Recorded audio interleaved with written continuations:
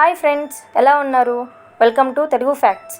కోట్ల సంవత్సరాల పాటు భూమిపై ఆధిపత్యం సాగించిన డైనోసార్స్ ఒక్కసారిగా కనుమరుగయ్యాయి. ఇది ఎలా జరిగింది, అసలు ఏం జరిగిందో తెలుసుకుంటే ఆశ్చర్యం కలుగుతుంది.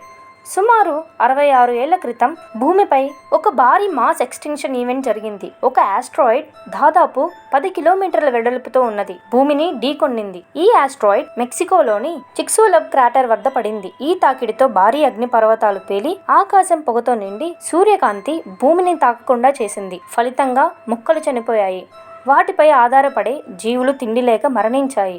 ఇలా ఫుడ్ చైన్ పూర్తిగా ధ్వంసమైంది. దీనివల్ల డైనోసార్స్తో పాటు దాదాపు 75% జీవజాతులు అంతరించిపోయాయి. కానీ కొన్ని చిన్న జీవులు, ముఖ్యంగా ఎర్లీ మమ్మల్స్, ఈ విపత్తును తట్టుకొని బతికిపోయాయి. వాటి నుంచే మన హ్యూమన్ యాన్సిస్టర్స్ ఉద్భవించారు.